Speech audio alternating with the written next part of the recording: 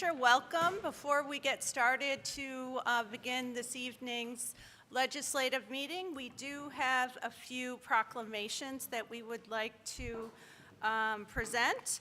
The first one, I would like to invite Albany County Legislator Vicki Plotsky, as well as Bethlehem High School junior Zoli Arthur, forward for our first proclamation presentation of the night. Zoli was one of the winners in the 2025 Louis Lyman Concerto competition for their performance of her Isto Yazzo Concerto for Drum, Set, and Orchestra. The Lois Lyman Concerto competition annually highlights the exceptional talent within the Empire State Youth Orchestra community, and Zoli will be performing in concert on May 3rd at 3 p.m. at Skidmore College's Zankel Music Hall. So welcome to Zoli and his family and Vicki Plotsky for presenting this.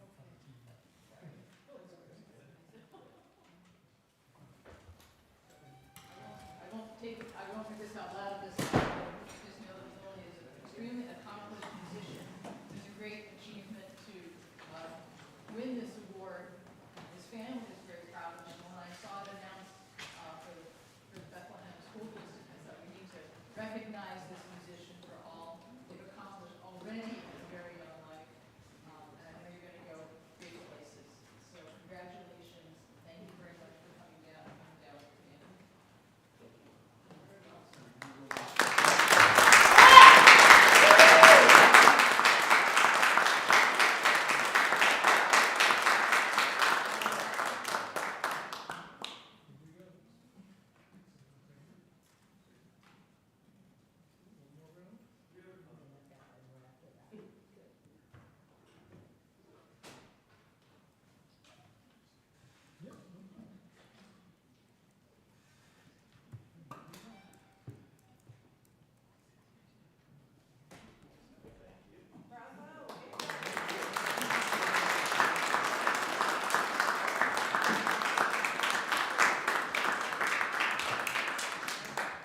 Wonderful, thank you. That's a great achievement, and we know you're pursuing music in your post-high school career, and good luck to you, and we expect to see you on the great stage, so thanks for coming down.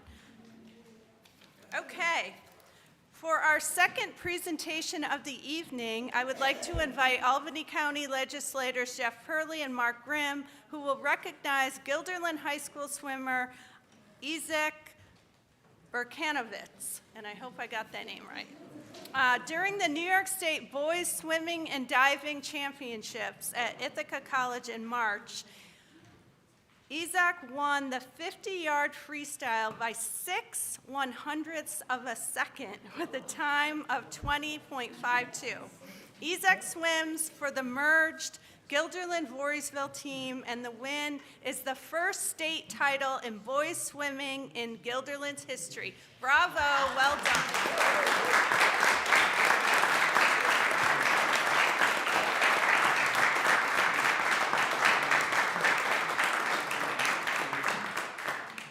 Yes, Isak Berkanovitz. How about that?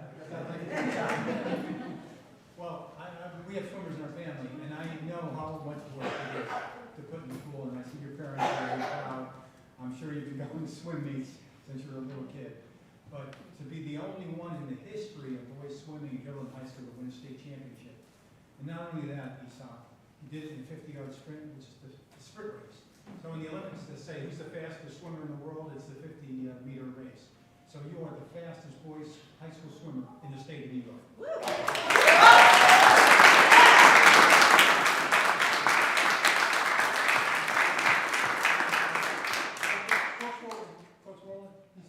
I know how much work it is. You're co-head coach of the Starfish, which is a big group. But Guilderland, by the way, we don't have a pool. We combined with Voorheesville, and they call it Guilderville, but it never stopped Isak. I want to be a state champion someday, but we don't have a pool in my high school. But it shows just how remarkable your commitment is, and you're just such a shining light. It's wonderful to be able to congratulate you with all my fellow Guilderland folks here too. And You're going in, of course, you got a scholarship, and there's several offers, and you're headed for Towson, is it Towson or Towson State? It's a university. University, okay, fantastic. So, who can say Isak Prokanovic?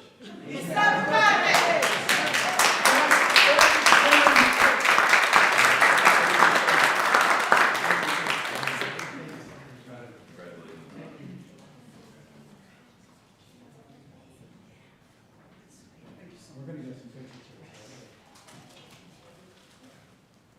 Start here. All right, ready?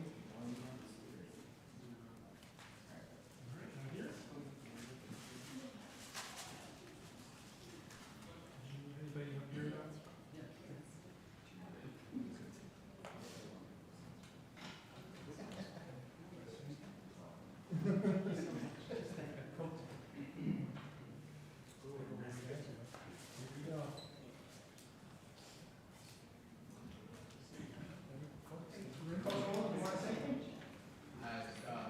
Couldn't be more proud.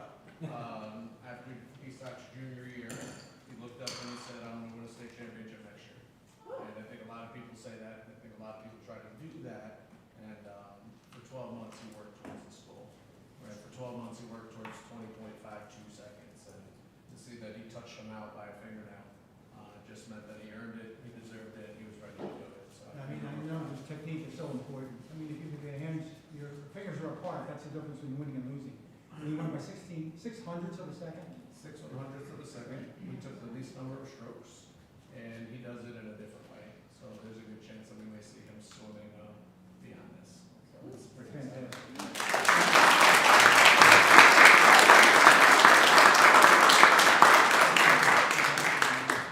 Fantastic. Thank you so much. So proud of you.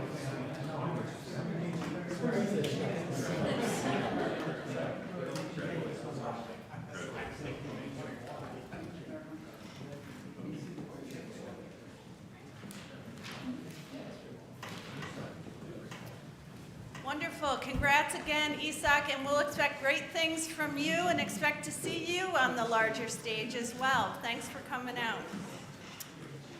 Also tonight, I invite Albany County Legislator Frank Moriello to recognize Colony High School high jumper Ryan Buskey. Ryan captured the New York State indoor high jump title as he cleared 6 feet 10 inches in March. Later in the month, he won a national title at the New Balance Nationals in Boston with a jump of 7 feet 1 inch.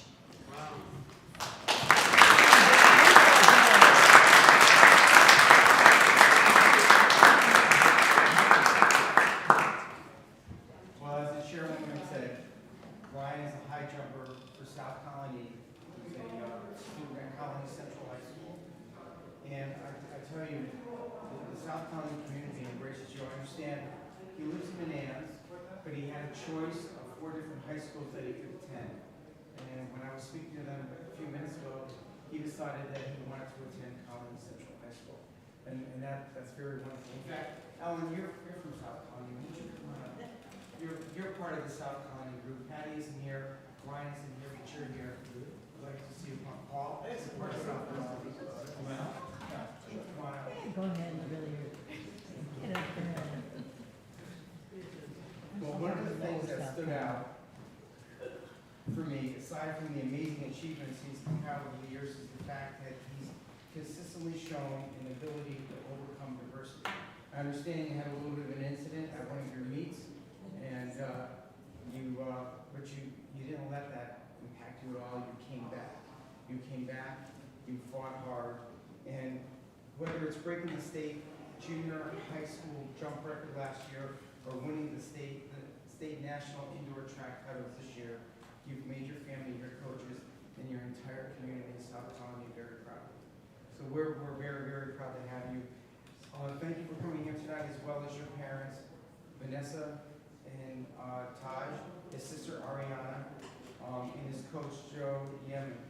Unfortunately, his other coach, Lisa Paparone, could not be here, but we want to thank you and we want to congratulate you for what you've done and making all of us in South Colony proud. Thank you very much.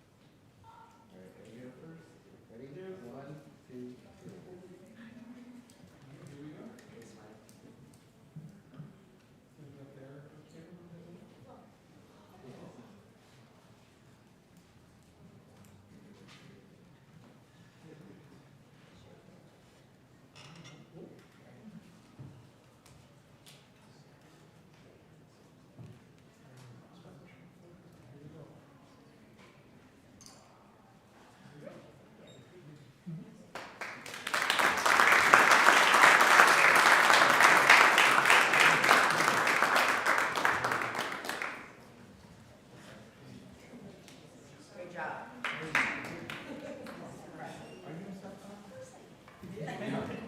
Congratulations, Ryan. Well done, and we expect great things of you. And man, can you fly 7 feet 1 inch? That's really something.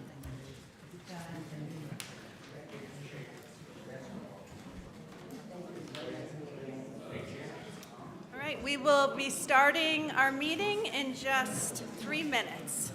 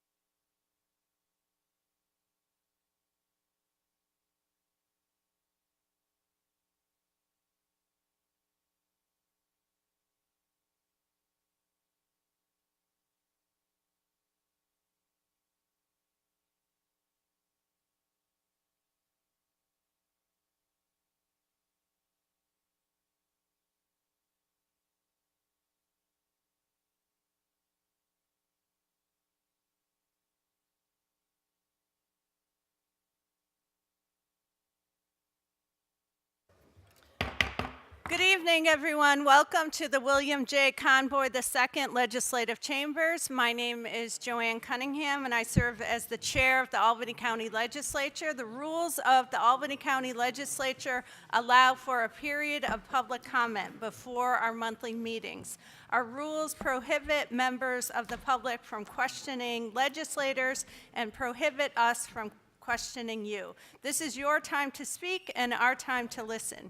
In accordance with our rules of order, speakers will be allowed 3 minutes each. I ask everyone to please silence their cell phones. But before we get to the list of speakers, clerk, please call the roll. Alex. Here. Beston. Bergdorf. Here. Clary. Here. Collins. Here. Camiso. Here. Conway. Cunningham. Here.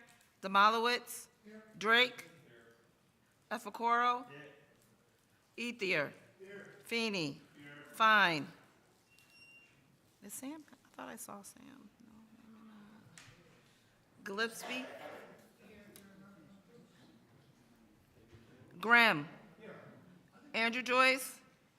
Ray Joyce. Kuhn. Here. Lane. LaRilliard. Lakakis. Lockhart. Murriello. Mayo. McLaughlin. She over there talking. Miller. Present. Petto. Hurley. Pulaski. Reedy. Reinhardt. Ricard. Robinson. Rosano. Here. Simpson. Here. Smith. Here. Whalen. Willingham. 28 present. Clerk, please read the name of the first speaker. Carol Waterman.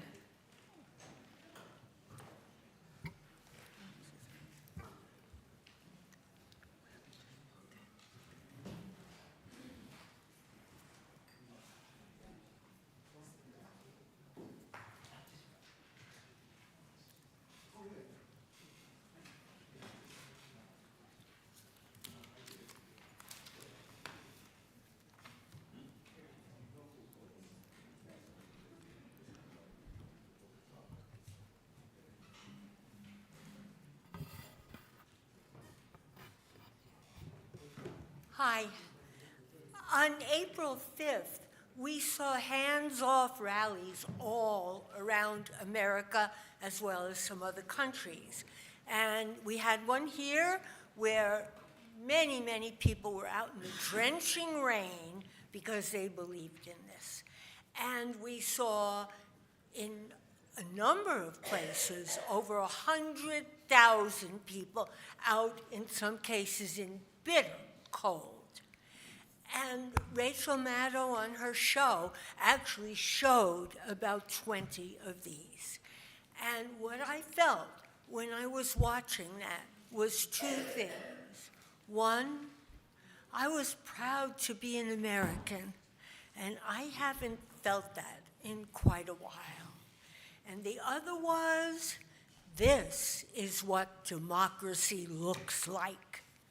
Well, this too is part of what democracy looks like.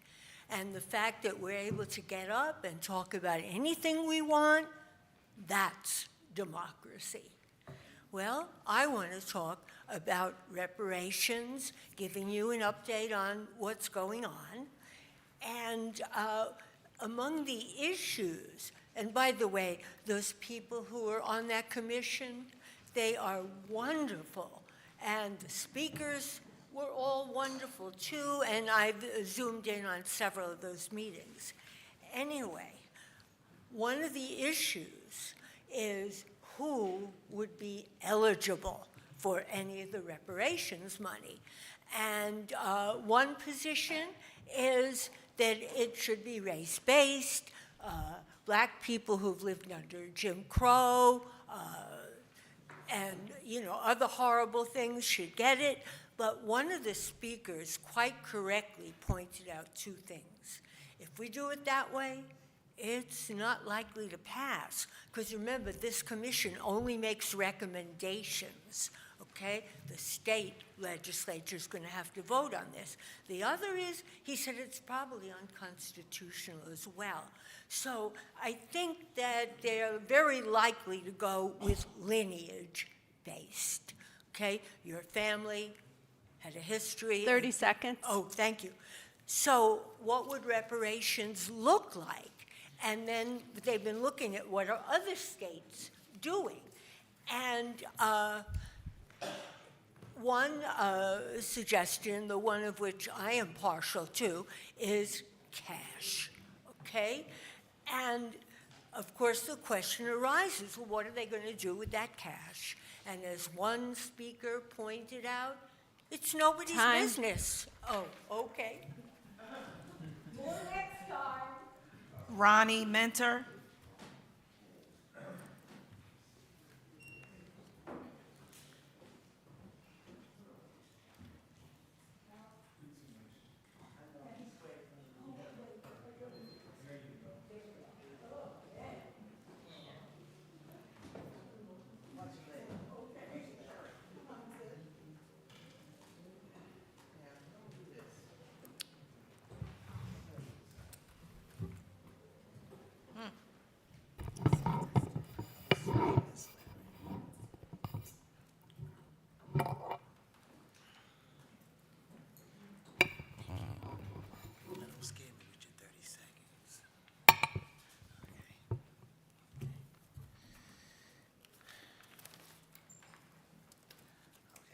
Good evening, Chair and Legislature. My name is Ronnie Minter, and I come before you not just as a representative of the Freedom of Shackle Coalition, but as part of a broader movement committed to justice, accountability, and human dignity. Also, I'm formerly incarcerated. We are not here for performance. We are here because Albany County Correctional Facility is in crisis. We have received firsthand accounts of excessive force, medical neglect, violence, and denial of legal visits. These are not isolated incidents. These are results of a system with no real oversight. While Sheriff Apple and Superintendent Lyons manage day-to-day operations, responsibility extends to this legislature. You approve the funding and you authorize the system. When budgets pass without demands for transparency, oversight, or accountability, this body becomes complicit. The harm happening at the jail is not distanced from you, it's funded by you. One of the biggest failures is allowing that jail to investigate itself. That is not oversight. That is not institutional protection. And relying on the State Commission of Corrections offers no release. That commission is ineffective, dominated by law enforcement, and disconnected from the lived reality of those inside. That is why Senator Salazar introduced Senate Bill S-856. It expands the Commission's membership to include civil rights leaders, healthcare professionals, legal experts, clergy, and impacted people. It is a step forward toward real oversight and restored public trust. On April 3rd, many of us gathered for a community meeting with Sheriff Apples. Members of his administrative staff, union representatives, and elected officials were present. We came prepared to begin a process of honest engagement. But the very same day, Sheriff and the union released a joint statement defending the use of solitary confinement. That statement stood in direct opposition to the whole solitary confinement law, which was created to dismantle a violent culture that has long harmed both incarcerated people and staff. What the sheriff did was to blame the halt law on the violence that his COs are creating. Although we met with the sheriff a second time, we have no ongoing agreement to meet weekly. There's no formal partnership in place, and when leadership speaks from two sides of the mouth, trust cannot grow. 30 seconds. That is why we are calling for the creation of a civilian oversight review board in Albany County. These boards exist across the state. They have increased transparency, protected staff, and created safer conditions. As of this date, our emails to this legislator to the Black Caucus have not been responded to. So we are requesting a meeting with the chairwoman so we can look further to next steps of creating a civilian oversight Time. review board. Thank you.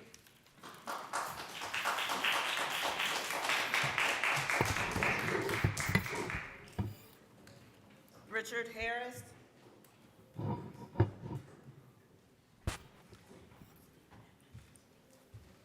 Richard Harris. Marina Franchild.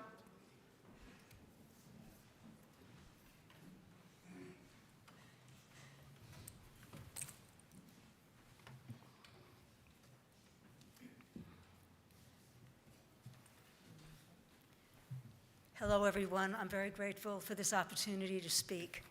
I want to piggyback on what Ronnie Minter just said about the need for a civilian oversight review board. It's hard enough to get such a board passed, but once the board is passed, it can't just be a figurehead, a performative entity that has no teeth. When you have different civilian review boards, some of them have subpoena power, some of them can negotiate with the unions, and some of them can't do any of that. Some of them, but one thing they all have in common is they do not have police or former police on the civilian review board. So I have been distressed by a video that I've seen recently where a phalanx of cops beat up an incarcerated man at Albany Jail, Albany County Jail. When we went to a meeting, Sheriff Apple said that sometimes, there's a scuffle and somebody falls, and like when that happens, something could get injured. Well, you know what? This guy's orbit was cracked around the bone around his eye. Other people have lost their teeth. So what are we going to say? The floor did it? The floor is responsible? When you have a phalanx of COs surrounding one incarcerated person, I can understand sending a bunch because you don't know what to expect. But when you see what's going on, some of the unnecessary people should leave. I also want to talk very, very briefly about the law that was passed after the assassination of George Floyd in New York State about the use of force. And there is a phrase in the New York State statute that still allows leeway for violence. It says something like, if absolutely necessary, it's allowed. And I had a conversation with the chief of police in Niskayuna about this because I was on the Police Reform Implementation Task Force several years ago following Cuomo's executive order. The point is that this has to be specified, it has to be delineated, because this at the discretion of a police officer, that's what's gotten us into the mess that we're in. That's why Emmett Till was killed, because at someone's discretion, he whistled allegedly at a white woman. So the New York State law needs to be delineated, it needs to be clarified, 30 seconds. It needs to be bolstered. What I want to talk to the legislature about is, you have the power to decide where the money goes, as Ronnie Minter said. The thing is, just having a civilian review board isn't going to help if we don't have teeth. The civilian review board has to have subpoena power. The civilian review board has to be able to work with the unions. The unions can't keep protecting cops. You have organized crime in police, in carceral facilities where people are brutalized. Time. And they get away with it. We need your help to stop this, and we can't forget about the racism that's endemic to this entire conversation. Jim Ketchum.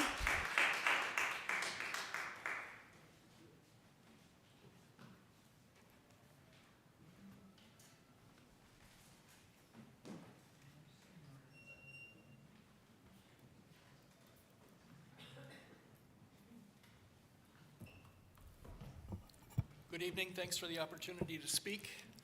As you just heard, my name is Jim Ketchum.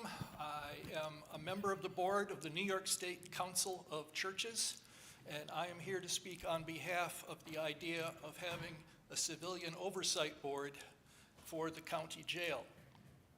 You've heard some of the details that we have been very concerned about, but one of the reasons the Council of Churches is here is because our faith teaches us the people in the county jail are our theological brothers and sisters.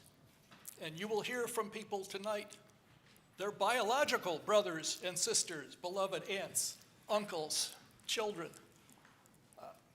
We need to be sure that no one is ever beaten, ever. It's happening far too often. I've been lobbying for open government and social justice issues for going on to 50 years now. And if it's one thing I've learned, it's that if you never shine a light in the chicken coop, you don't deserve to be surprised when you find there's a fox. Sometimes foxes get into chicken coops. That's what they do. And if you ask the fox, is everything all right? You know the answer you're going to get. Sure, everything's fine.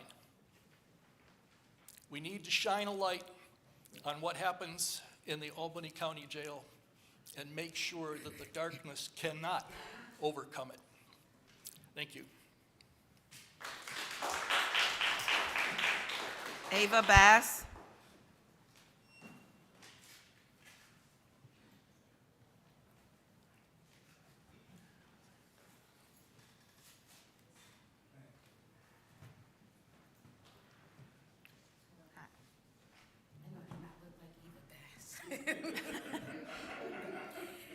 She is my sister, however, and I am here on behalf of Bridge the Gap, which I am the vice president of that organization. Once again, my name is Valerie Alexander, and I stand before you not only as a small business owner, a homeowner, and a mother of school-age children, but as a survivor of the foster care in the justice system. I directly and indirectly have faced some injustices within those systems. I'm also here as a proud representative of Bridge the Gap Resource and Outreach, Inc., an organization that is deeply rooted in the lived experiences of the community most impacted by systematic oppression. Bridge the Gap is committed to the establishment and ongoing work of the Community Oversight Review Board for the Albany County Correctional Facility, because we understand the urgent need for transparency, accountability, and transformative justice. Our organization's board is composed of community members who have survived the harmful impacts of systematic racism, white supremacy, poverty, and the misallocation of public resources. We are not outsiders to these issues. We live them, we organize to address them. Our connection with the community of Albany County and across the Capital Region runs deep. We work hand in hand with families, youth, returning citizens, and community advocates through collaborative initiatives that both triage harm and build long-term solutions. We are not just advocating for the people, we are the people. Additionally, A Village, Inc. is also fully committed to this effort, though it's not represented tonight due to the absence of its executive director and CEO of Bridge the Gap, who is Eva Bass. Eva's leadership continues to guide both organizations in personal and community-centered investment towards equity and justice. We grew up watching our neighbors, our friends, and family be subject to brutal treatment, often without recourse or acknowledgement. Many lost hope that change was possible. Excuse me. The culture of harm must be addressed immediately, not later. The Community Oversight Review Board 30 seconds. necessary vehicle to ensure that justice and reform are not just aspirational, but actionable. Thank you for your time and listening to me today. Tom Ellis.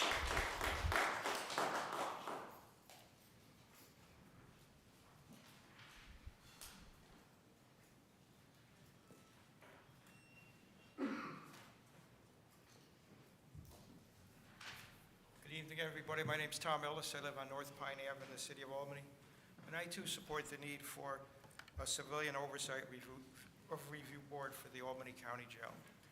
It's good when incidents occur, the jail staff should investigate them themselves, but there's an absolute need for an outside independent organization to do it as well. I remember one time when Nixon was near his last days in office, and I saw a political cartoon, and he was sitting at a judge's desk with a judge's robe on, and he's reading the Watergate verdict, and he says, "I find myself not guilty." And anyways, what else I wanted to talk about is many people presently believe that the future of the United States as a functioning republic is in grave danger. We have a president who fancies himself a king, talks about serving a third term, admires foreign dictators, as we saw today, and frequently resorts to lies when speaking, as do his chief aides. He is also a 34 times convicted and unapologetic felon. He and his administration are terrorizing immigrants, both those undocumented and documented, and in some cases have kidnapped them off the street by non-uniformed federal agents and quickly sent to jails in distant states or El Salvador.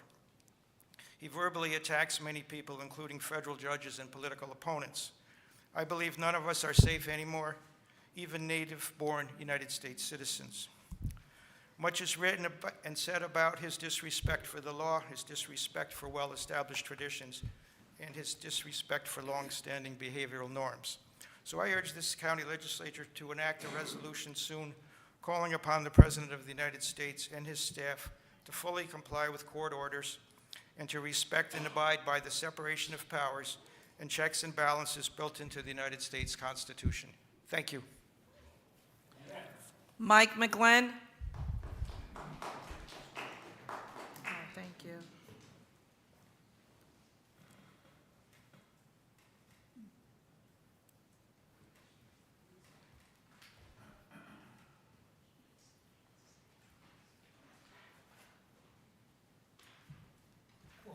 Hi.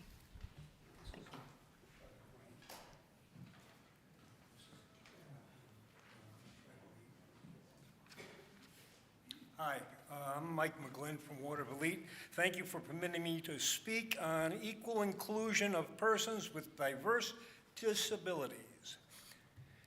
Our federal constitution mentions we have a human resource policy to promote the general welfare in our communities for our neighbors. Our constitutional government's human resource policy must promote equal access to public health programs to achieve our diverse human needs, including our right to nutritional food supplies. The Federal Health and Human Services Department, with the Center for Disease Control and Prevention, has recently changed public health policies affecting persons with disabilities. Our 2023 County Shared Services Property Tax Savings Plan includes a joint mandated employment-related and safety training initiative. This underdeveloped human resource policy needs coordination of career education and training programs, such as certified food safety inspection, to enhance public health standards for our neighbors and communities. The 2022 County Climate Resilience Plan advocates establishment of the Climate Justice Corps, inclusion of the State Office for People with Developmental Disabilities Employment Services will improve equal access to vocational education and training programs by youth, persons with disabilities, veterans, adults, and senior citizens. Cooperation among school districts, the Capital Region BOCES, and the SUNY system, and collaboration with Cornell University and its cooperative extension services will improve community-supported agricultural development. Some schools and senior citizen facilities have initiated community support agriculture projects, but expansion is essential. Partnership with the Hudson Valley Agribusiness Development Corporation, the New York Farm Viability Institute, New York Future Farmers of America, 30 seconds. and the Hudson Valley Student Conservation Association will enhance workforce development. The County Department of Economic Development submission of a consolidated funding application to establish vocational education and training programs in cooperation with Capital Region BOCES within the Climate Justice Corps. Will you consider to advocate the public Time. health needs of our neighbors with the submission of a consolidated funding application for vocational education and training to develop the joint mandated employment-related and safety training initiative. Thank you. Todd Gray.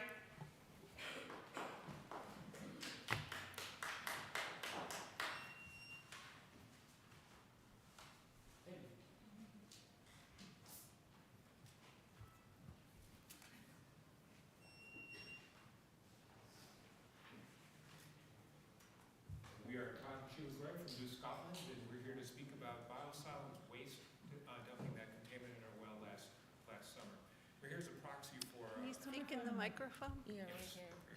Thank you. I'm here as a proxy for Ryan Dunham, who has been collecting information and has delivered packets of approximately this size to the council. I'm going to be reading a letter that's addressed to Mr. Grimm from Ryan. My name is Ryan Dunham, and for the past 21 years, I've lived across from the farmer's field in the town of New Scotland near the base of Thatcher Park. For the first 20 years, the farmer would spread manure a couple times a year, and it would smell bad for a few hours, and life would go on. I chose to live in the country, and he needs to make a living. So last summer everything changed. Before I even saw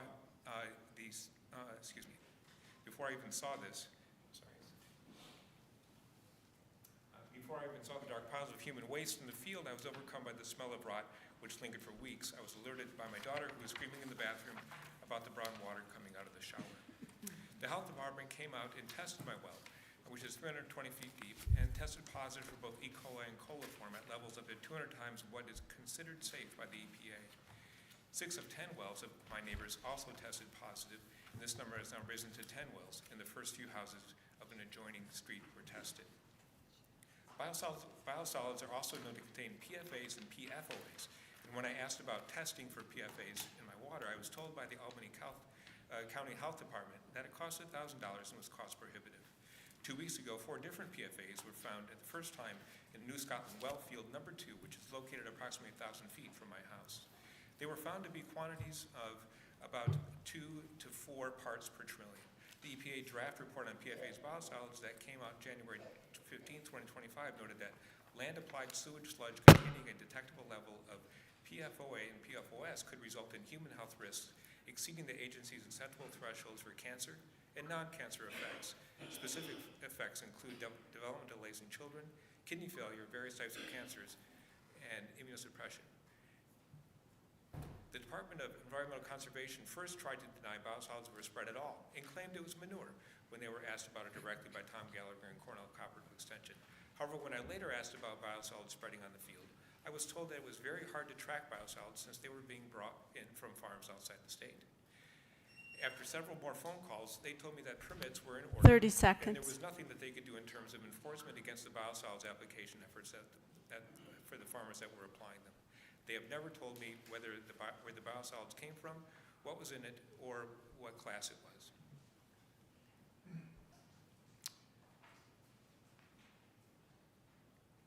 Okay, my efforts to connect the public water, which is located only a 1/10 of a mile from my home, have so far been unsuccessful.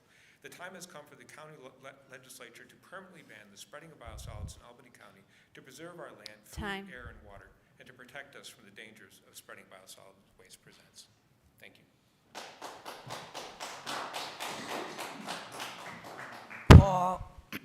Paul Batman.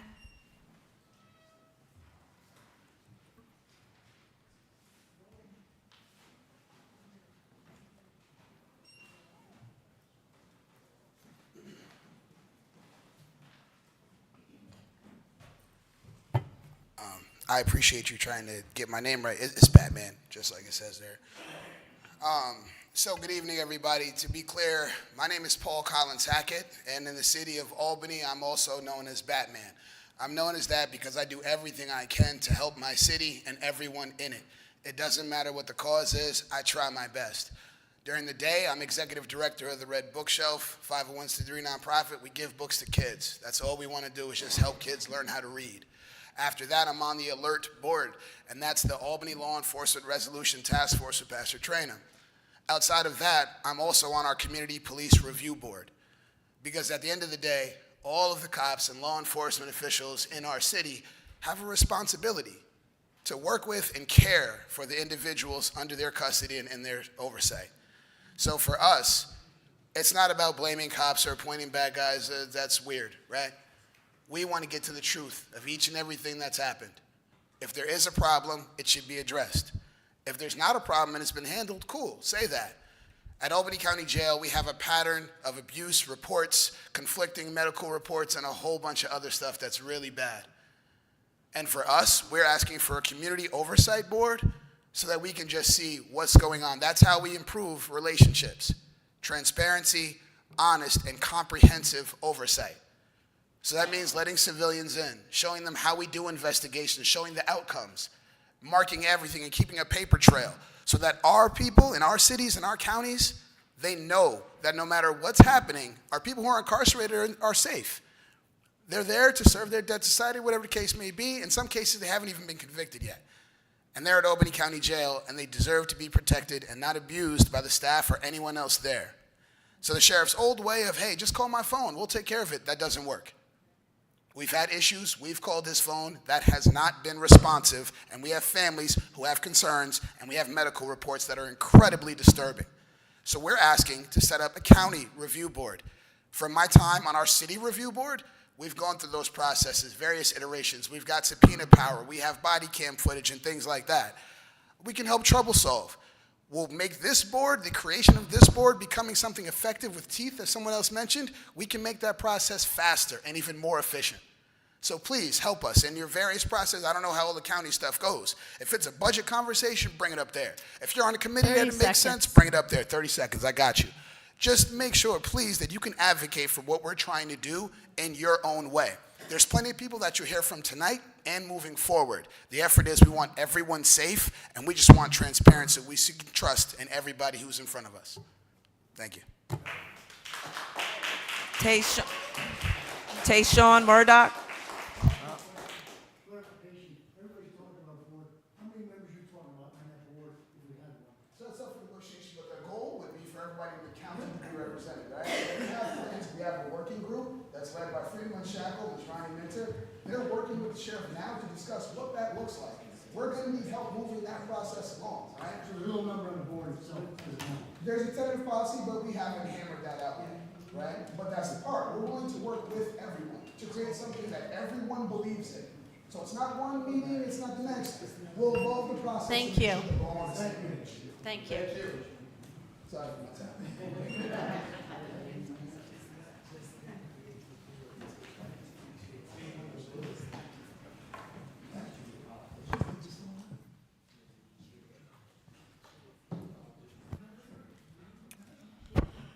Good evening, ladies and gentlemen. Imagine receiving a call from an unfamiliar number. On the line, a stranger informs you that your loved one, someone you entrusted to the care of Albany County Correctional Facility, is dead. Not from natural causes, but from neglect, abuse, or preventable overdoses. This is not a hypothetical scenario. It's a harsh reality for families like those of Alik Leonard and Brian Bishop, who died under the jail supervision in 2021 and 2022. Alik Leonard, a 20-year-old awaiting sentencing, died alone in his cell from a fentanyl overdose. Despite being under constant observation and prescribed medication, records show he missed multiple overdoses, and there was no clear documentation of whether he refused them. When he was found unresponsive, staff failed to administer Narcan, a life-saving drug that could have reversed the overdose. We cannot allow our correctional facility here in Albany County to remain a place where human rights are disregarded. It's time for systemic change to ensure the safety and dignity of every individual within our justice system. So tonight, we demand immediate action. Establish an independent oversight board. Conduct thorough, independent investigations and ensure proper medical care and promote transparency. Thank you.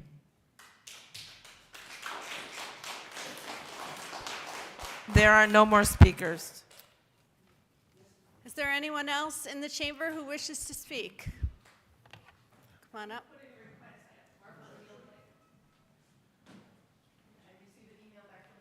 That's me.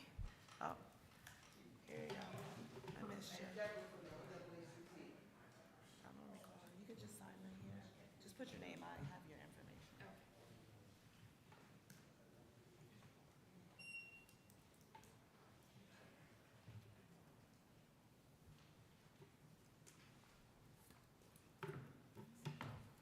Good evening, and thank you for the opportunity to speak about this issue that I feel very strongly about.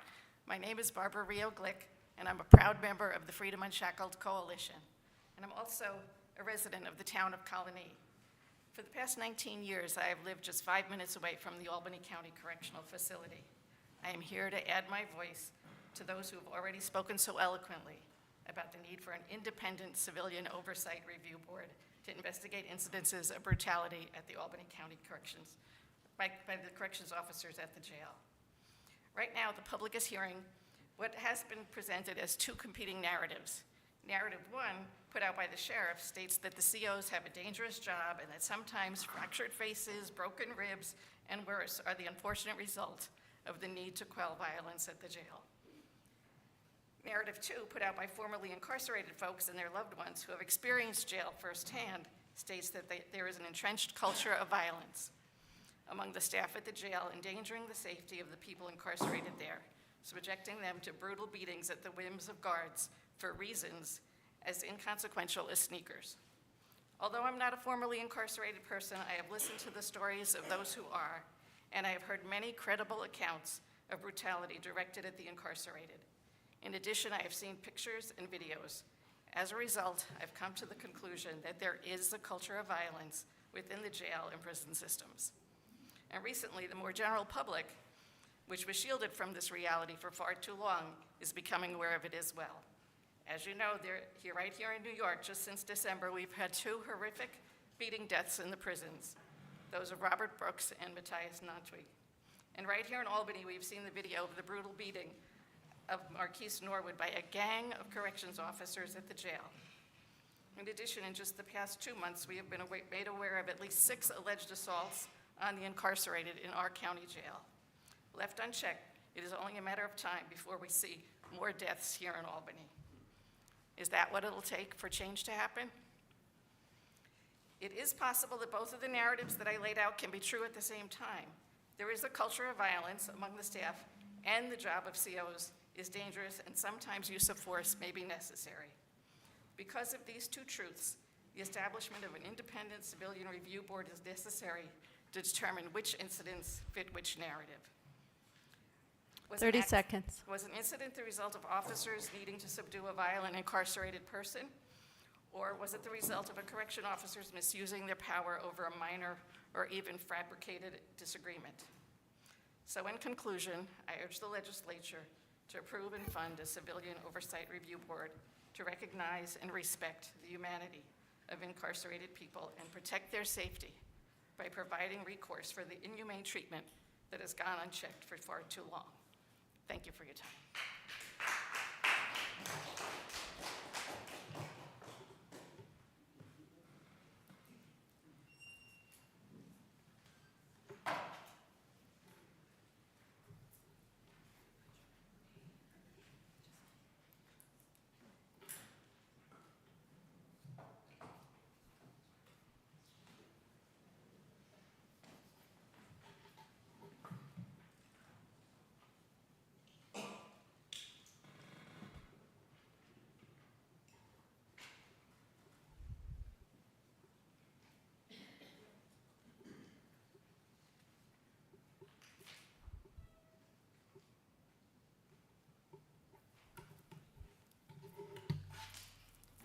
Hello, everybody. My name is Jackie Powell. I wasn't expected to speak, but after hearing everybody, I just couldn't hold it.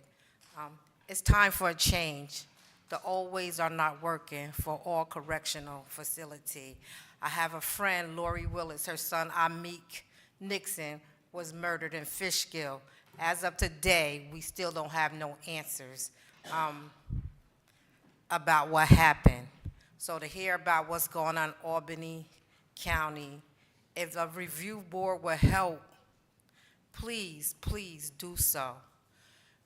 We got these young men and women coming back out broken more than when they went in. Our city is not going to get better if we don't stand for a change. They go in to be reformed, but some of them is coming out, again, with mental illness. Some of them, mental illness is worse than when they went in there. We have to make a change, people. Please. My child, Asai Hemingway Powell, was murdered 2 years ago. I want his murderer to do his time for what he did. Hopefully he'll change and come out and say he's sorry, but even if he don't, no mother should lose their child for doing their time. So please, if the review board will help, please do so. Please help these young men and women. Our city is getting worse. We have to make a change. Please listen to everyone here. It affects everybody. So please, please do the review board. Thank you.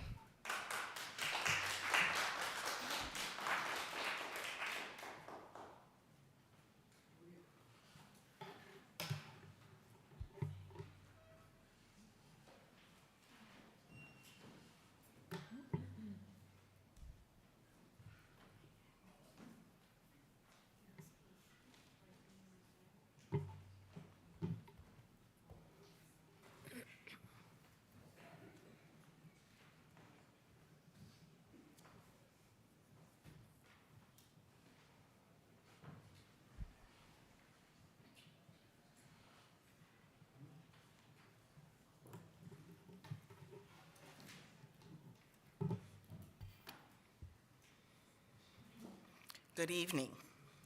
My name is Deborah Brown, and I am the president of the Albany NAACP. The mission of the NAACP is predicated upon the concepts of equity, access, and fairness. In recent weeks, my community colleagues and I have highlighted the complaints received regarding the mistreatment experienced at the Albany County Jail. Both the incarcerated individual and their families alike expressed concerns. While we will not say that all the complaints were credible, likewise, we do believe, as the videos have shown, some of them have merit. Unfortunately, we are in a time in this country where human treatment and basic civility are no longer mainstays in general conversation. Violent actions, even name-calling and the negative reactions have become the norm in human interactions. They serve to place people in hierarchical categories, describing some as better than others, therefore deserving better treatment rather than working towards equity for all. We must be honest about what we see, hear, and know, unafraid to speak truth to power, request accountability, and call on those in position and power to protect all people. We are at a crossroads. And the time is now. We are the ones we have been waiting for. Together, we can make the change we want to see and need to have happen. My colleagues have already requested support for the Civilian Oversight Review Board. No one's saying that Albany County Jail is the worst, but because it can do better and need to do better, we need to address the issues that are happening there. As Dr. King said, injustice anywhere is a threat to justice everywhere. I ask you to take this into consideration and give it the support that is needed to be carried through. Thank you.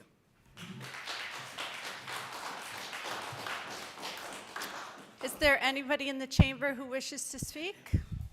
The public forum is now closed. I'd like to call the April 14th meeting to order.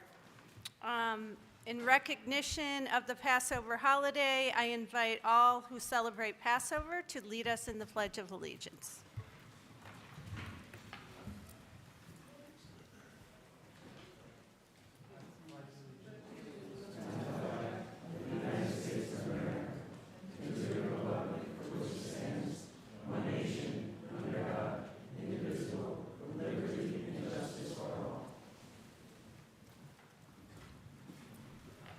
Before we begin our business for the evening, I would like to ask the Chamber to join me in a moment of silence in recognition of former County Legislator J. Harris Sherman, who passed away on April 9th, 2025, at the age of 86. Mr. Sherman served as a county legislator for 16 years, from 1984 to 1999, first in the 27th and then in the 23rd legislative districts. On behalf of the legislature, we extend our deepest condolences to his family and loved ones, and please join me for a moment of silence.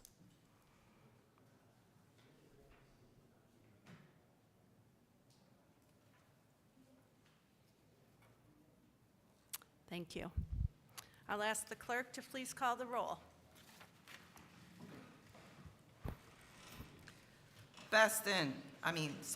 Alex. Here. Beston. Bergdorf. Here. Clary. Here. Collins.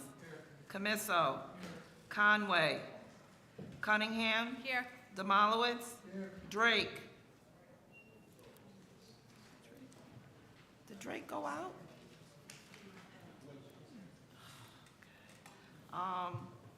Efakoro. Ethier. Here. Feeney. Here. Fine. Here. Gillespie. Grimm. Here. Andrew Joyce. Here. Ray Joyce. Here. Kuhn. Here. Lane. Here. LaRilliard. Lakakis. Here. Lockhart. Here. Murriello. Here.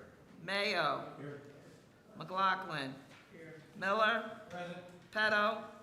Purley. Here. Pulaski. Reedy. Here. Reinhardt. Here. Ricard. Present. Robinson. Rosano. Here. Simpson. Here. Smith. Here. Whalen. Here. Willingham. Madam Clerk, could you also note my presence for I sure did. I got you. I have 36. Well, I know Drake was here, so 30, 35. Thank you. Clerk, please read Resolution 311.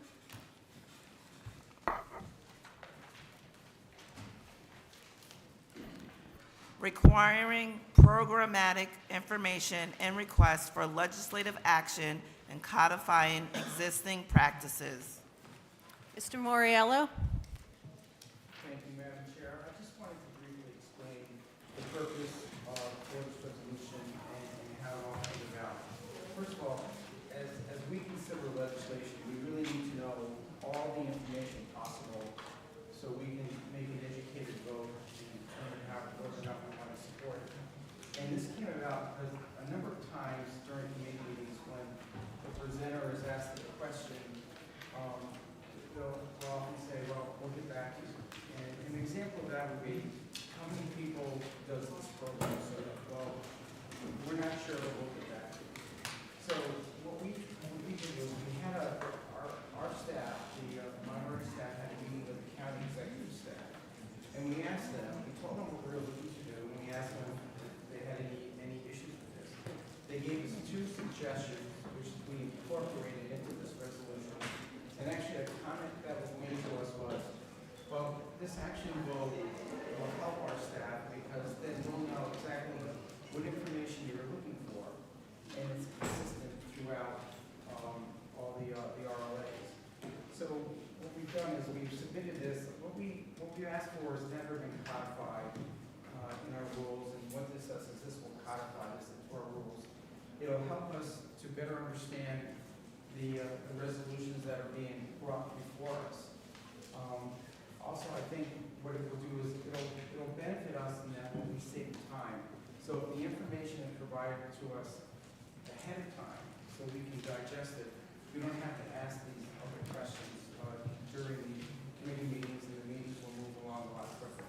So I'm just asking for your support for this, because it just will help us as legislators gather all the information that's needed and to better understand what's being presented to us.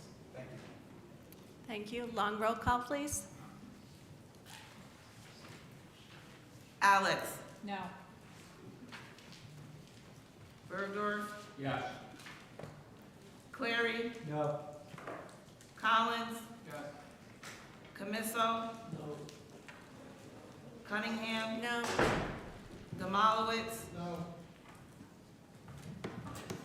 Drake. I don't know what one We're on the first one. Yes.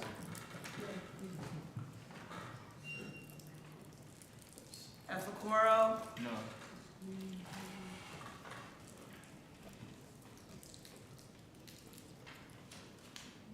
Ethier. No. Feeney. No. Fine. No. Gillespie. No. Grimm. Yes. Andrew Joyce. No. Ray Joyce. No. Cone. No. Lane. No. Larillier. No. Lakakis. No. Lockhart. Yes. Mariello. Yes. Mayo. No. McLaughlin. Miller. Petto. No.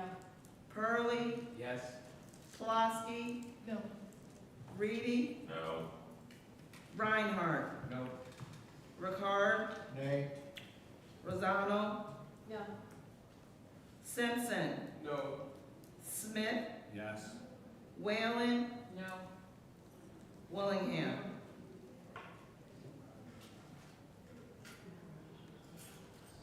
$28 noes, 8 yes. Okay, resolution doesn't pass. Clerk, please read number 3.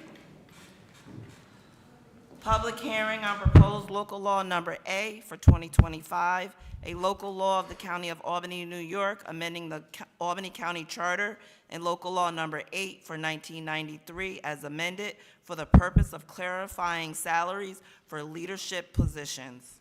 All those in favor? Any opposed? Resolution passes. 92, please. Requiring advance notice of acts of the legislature. Mr. Grimm? Madam Chair, I move to a motion to amend the resolution, please. We have a motion to amend the resolution. I think the amended language is at everyone's desk. Is there a second? Mr. Bergdorf, all those in favor of course, Mr. Grimm? Thank you, Madam Chair. We all want to do the best job we can, and I think the more notice you have in bills, the better it is. And there's research to be done, there's discussion to be had. Of course, we want to get input from stakeholders, and also hear from other legislators, which really, this makes my point, because 2 weeks ago, we vetted this on a couple of committees, and they, I don't want to say negative feedback, there was difference of opinion feedback on a couple of the options that I had. So I decided the best chance of this passing would be to delete a couple of those and make it simple, much more simple. The 48-hour notice is the only piece of my legislation that remains. That is to say, that every member and the public gets 48-hour notice before we vote on legislation. I think it's a common sense approach, and I hope everyone agrees. Thank you. Thank you. So we have an amendment on the floor. All those in favor of the amended language signify by saying aye. Aye. Any opposed? No. Okay, we have one no. We have the underlying amended language.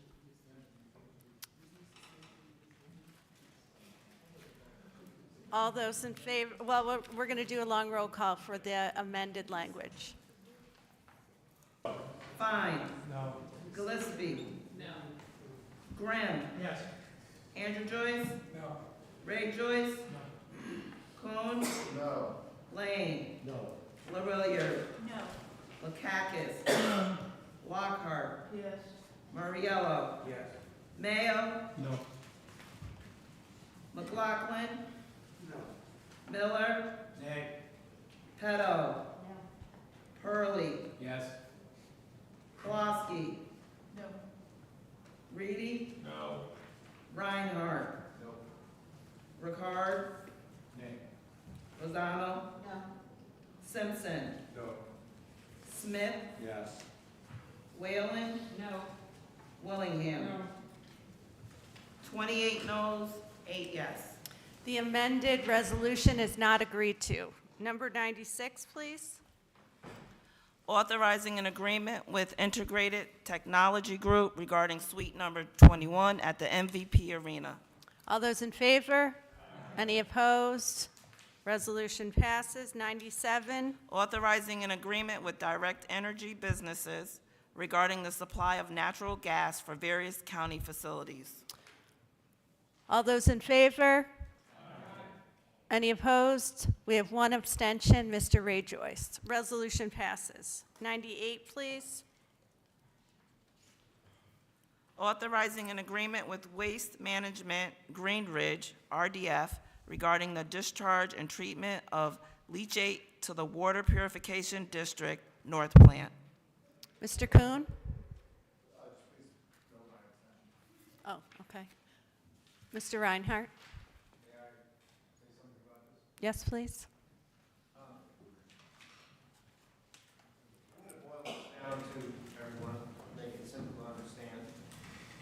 We have an opportunity to get revenue for taking this leachate that's coming from landfills that is very toxic and putting it into our wastewater treatment plants. The wastewater treatment plants do not treat this waste well. It ends up in the river. And for those of you who are downriver, such as the river communities, town of Bethlehem, and others on the other side of the Hudson, what you're getting is water that's more polluted than it was before because of the leachate. The leachate has a gazillion different things in it because it is landfill leachate, and it's basically material that is coming from all the different stuff that's in the landfill and is decomposing in the landfill, then it ends up in the water, and then it's called leachate. We get revenue for this. I'm going to vote no, because to me, the health of our citizens is more important than the revenue that's in this. Thank you. Long roll call, please.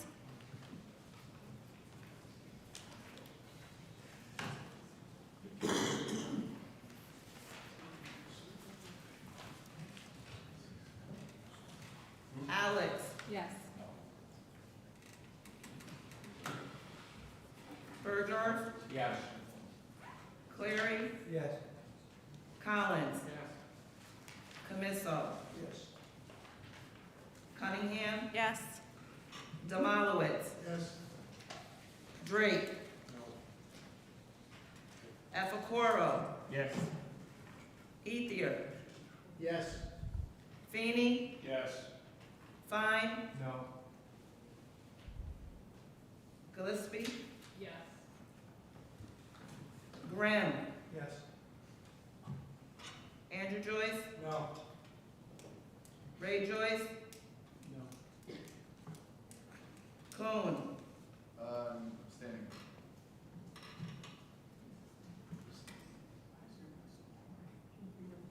Lane. No. LaRilliard. No. Lakakis. No. Lockhart. No. Mariello. Yes. Mayo. No. McLaughlin. No. Miller. Aye. Peto. No. Hurley. Yes. Kloski. No. Reedy. Yes. Reinhardt. No. Ricard. Yes. Rosano. Yes. Simpson. Because human life and health are priceless, I vote no. Smith. Yes. Whalen. Yes. Willingham. Yes.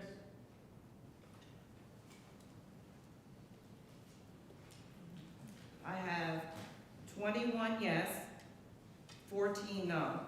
The resolution is agreed to. Number 99, please. Authorizing an agreement with Johnson Controls Fire Protection regarding fire alarm and sprinkler testing in various county facilities. All those in favor? Any opposed? Resolution passes. 100, please. Authorizing an agreement with Almighty General Contracting regarding demolition of the 52 Howard Street parking garage. All those in favor? Any opposed? Resolution passes. 101, please. Authorizing an agreement with Eckert Mechanical regarding the chiller replacement project at the MVP Arena. All those in favor? Any opposed? Resolution passes. 102, please. Authorizing an agreement with All States Construction, DBA Gorman Construction regarding paving on County Route 2 in the towns of Bern and Westerlo. All those in favor? Any opposed? Resolution passes. 103. Amending the 2025 Department of Public Works budget Quiet Zone project for the village of Voorheesville. All those in favor? Any opposed? Resolution passes. 104. Authorizing an agreement with the Capital Region Transportation Council regarding an Americans with Disabilities Act self-evaluation and transition plan for pedestrian infrastructure. All those in favor? Any opposed? Resolution passes. 105. Authorizing an agreement with Greeton Manning Engineering and Surveying regarding on-call engineering consulting services for various bridge, roadway, and culvert projects. All those in favor? Any opposed? Resolution passes. 106. Authorizing an agreement with Coilers Engineering and Design, Architecture Landscape, Architecture Surveying regarding on-call engineering consulting services for various parks and recreation projects. All those in favor? Any opposed? Resolution passes. 107. Authorizing an agreement with Highway Rehabilitation Corp. Regarding hot-in-place asphalt recycling on County Route 401 in the town of Westerlo. All those in favor? Any opposed? Resolution passes. 108. Authorizing a utility easement agreement with Niagara Mohawk Power Corporation regarding the location of a new utility pole on property located at 24 Martin Road in the village of Voorheesville. Noting Mr. Ray Joyce's abstention, all those in favor? Any opposed? Resolution passes. 109. Amending resolution number 271 for 2024 and making a seeker determination. All those in favor? Any opposed? Resolution passes. 110. Amending resolution number 272 for 2024 and making a seeker determination. All those in favor? Any opposed? Resolution passes. 111. Amending resolution number 273 for 2024 and making a seeker determination. All those in favor? Any opposed? Resolution passes. 112. Authorizing the acceptance of grant funding and amending the 2025 Department of Social Services budget. All those in favor? Any opposed? Resolution passes. 113, please. Authorizing an agreement with the New York State Department of Health regarding reimbursement for the administrative costs of the Children and Youth with Special Health Care Needs program. Noting Ms. Gillespie's abstention, all those in favor? Any opposed? Resolution passes. 114.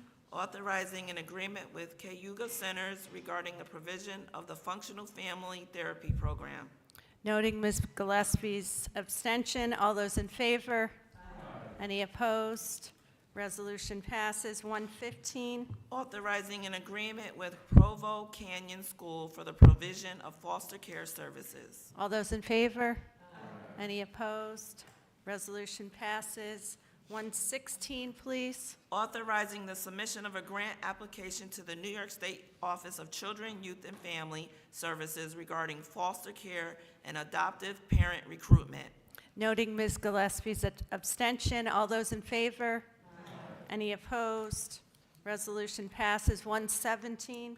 Authorizing the Department for Children, Youth, and Families to provide virtual training to child protective workers. All those in favor? Any opposed?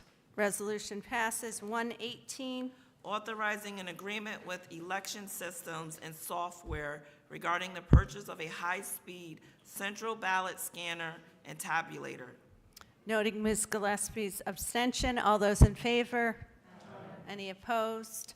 Resolution passes. 119. Authorizing agreements with the New York State Industries for the Disabled regarding the digitization and indexing of records.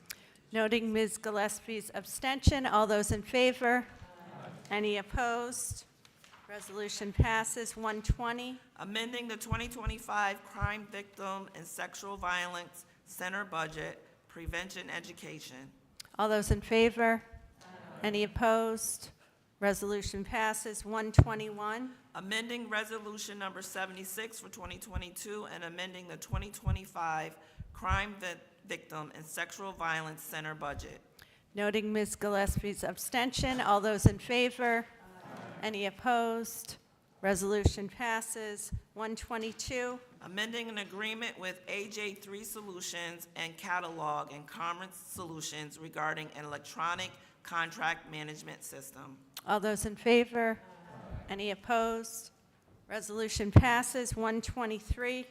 Amending the 2025 Albany County budget. All those in favor? Any opposed?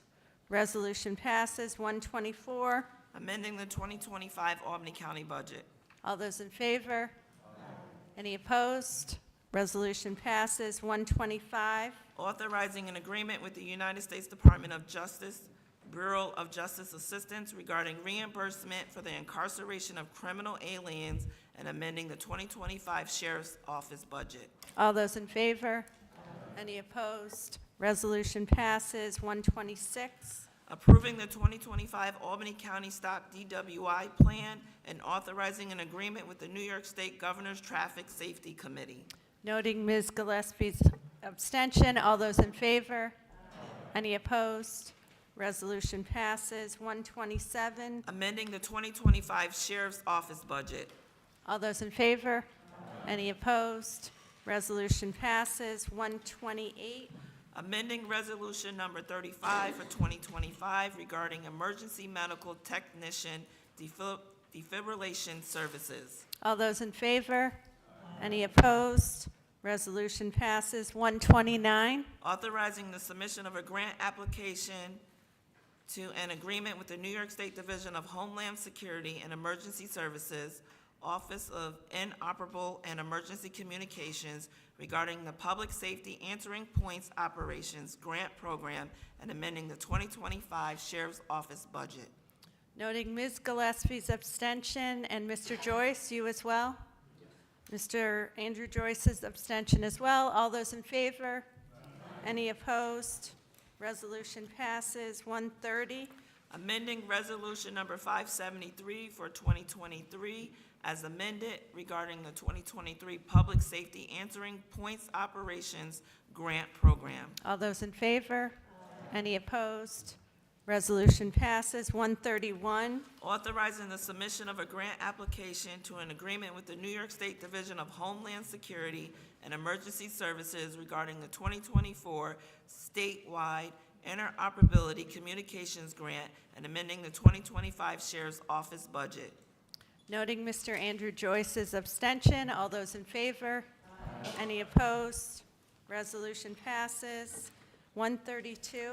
Authorizing the submission of a grant application to an agreement with the New York State Office of Mental Health Suicide Prevention Center and the Research Foundation for Mental Hygiene regarding the 2025-2026 Cares of Sustainability Grant and amending the 2025 Sheriff's Office budget. All those in favor? Any opposed? Resolution passes. 133. Authorizing the submission of a grant application to an agreement with the New York State Office of Mental Health Suicide Prevention Center and the Research Foundation for Mental Hygiene regarding the 2025-26 CARES Up grant and amending the 2025 Sheriff's Office budget. All those in favor? Any opposed? Resolution passes. 134. Amending the 2025 Sheriff's Office budget. All those in favor? Any opposed? Resolution passes. 135. Authorizing an agreement with the New York State Division of Criminal Justice Services regarding the 2025 Violence Intervention Program and amending the 2025 Sheriff's Office budget. All those in favor? Any opposed?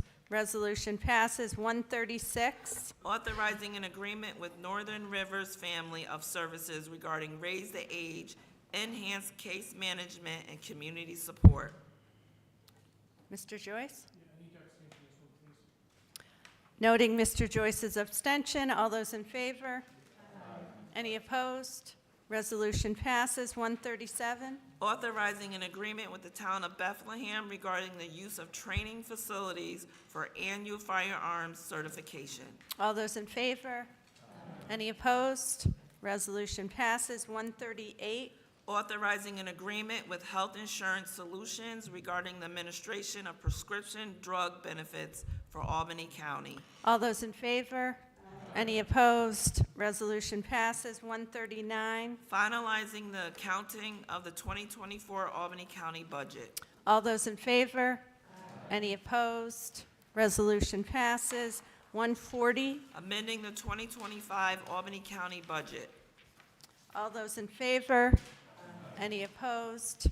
Resolution passes. 141. Adopting an updated disposition plan by Albany County for real property acquired through the in-rem delinquent tax foreclosure process. All those in favor? Any opposed? Resolution passes. 142. Bond resolution of the County of Albany, New York, authorizing various mechanical upgrades and improvements for the Department of General Services, stating the maximum cost thereof is $3 million, appropriating said amount therefore, and authorizing the issuance of $3 million of serial bonds of said county to finance said appropriation. We are referring that back to the Audit and Finance Committee. Number 143, please.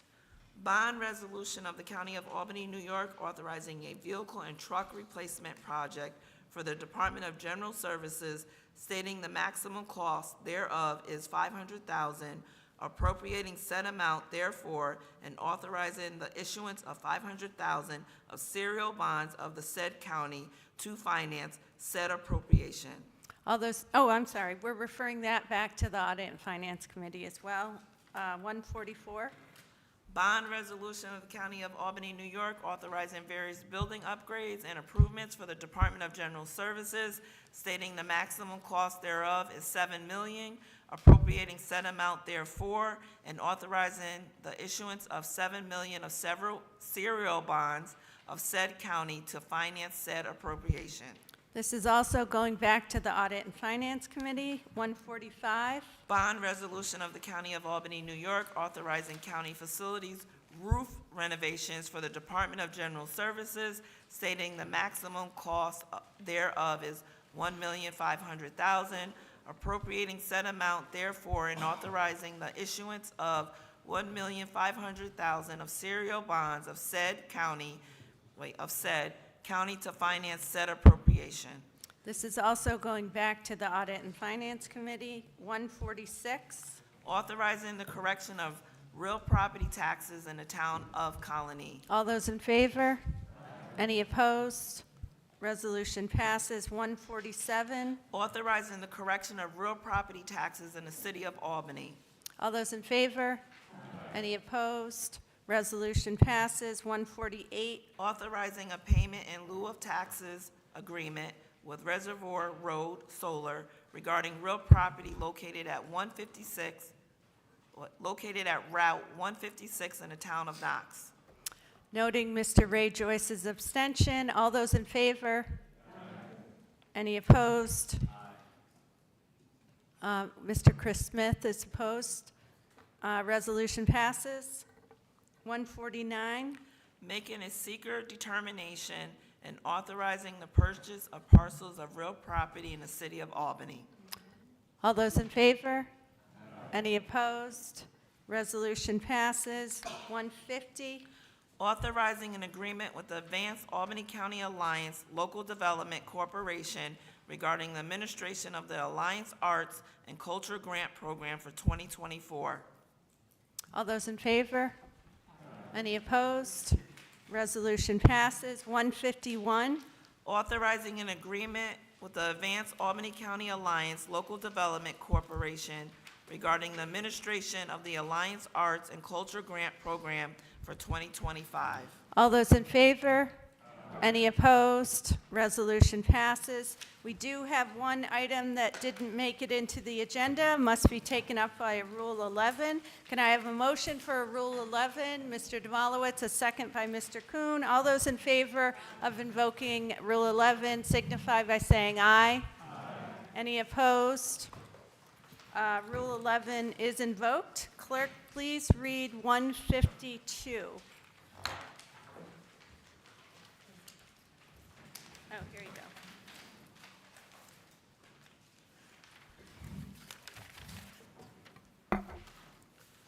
Authorizing the acceptance of a grant award from Workforce Development Institute and authorizing an agreement with TSI Incorporated regarding the purchase of respirator testing equipment at the Shaker Place Rehabilitation and Nursing Center and amending the 2025 Albany County budget.